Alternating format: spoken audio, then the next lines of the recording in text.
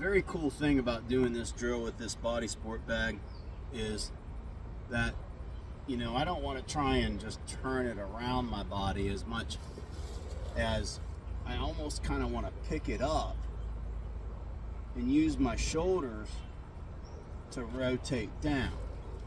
Almost in a way, a better way to display that is using my PVC pipe.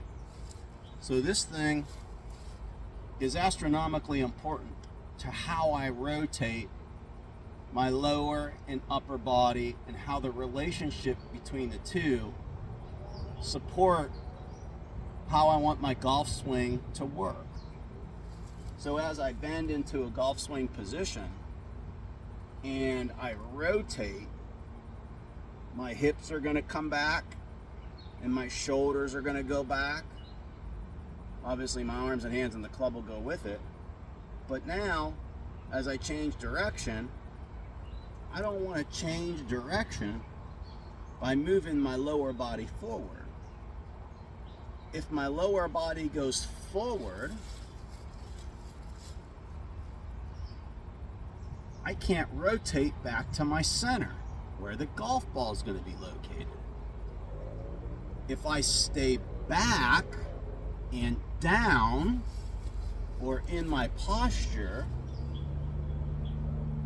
it's much easier to create my rotation from backwards to forwards. My rotation is entirely influential on whether my hands compensate or don't compensate relative to the body positioning. The big thing that, even personally, I've always known this, but I'm trying to enhance my muscle performance and my flexibility and range of motion to enable to keep the consistency of my movements working at high capacity and at a full rate of speed. So if I don't move my body in the direction that I know that it needs to go to begin with, then I almost in a way hurt the rest of my mechanics as I try to get back to the ball. So the sequencing of things are not running clean and in an orderly fashion to allow consistency with the striking of the golf ball.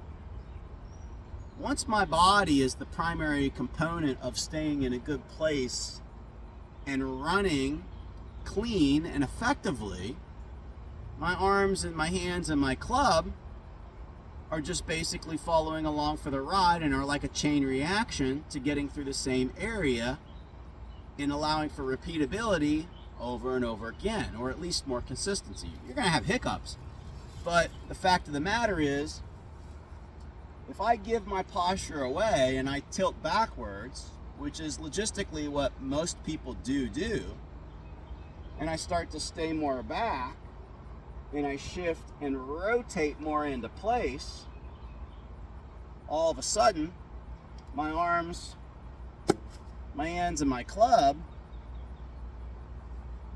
start to come back to the same location. And I start to get consistency with my ball strikes.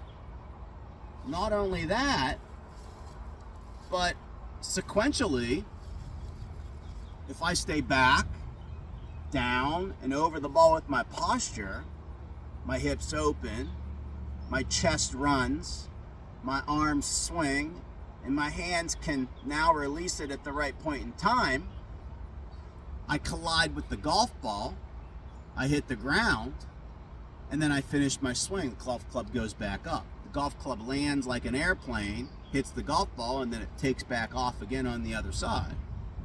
So once I get that sequencing good, because I have a little shift and I have a little hip rotation, and then I have a chest rotation with an arm swing and a hand release, I now have a collision with the golf ball first, and then an impact with the ground where I get my divot, and then I get a follow through on the opposite side.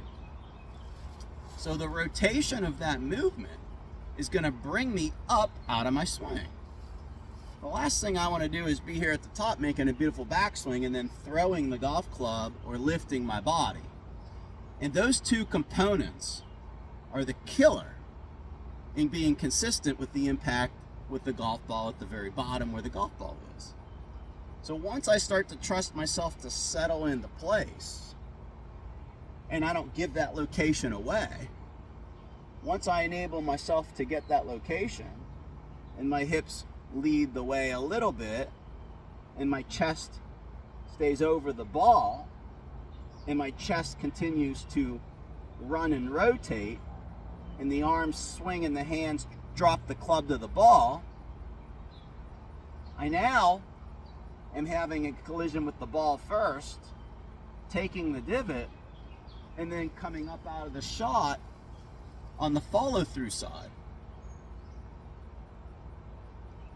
And by the way, this is not picking my head up, this is picking my body up. If my body goes up, well, my head goes with it. If my body stays back, my head stays down. So I think just for clarity purposes, those are the things that we have to be careful about how we're trying to verbally communicate golf instruction, because always look at the proper sequence first. Load it up first, transition it second, stay in place, and then come back to the ball. So, you know, if you're talking like a puzzle, just have pieces to the puzzle and understand where the pieces go. And eventually, once you understand where the pieces go, you don't have to think about it anymore. You just put the pieces in place and it all runs clean. That's all I have to say.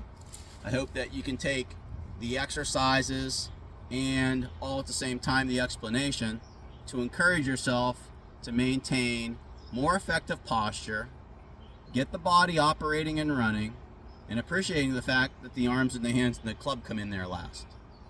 Have a great day.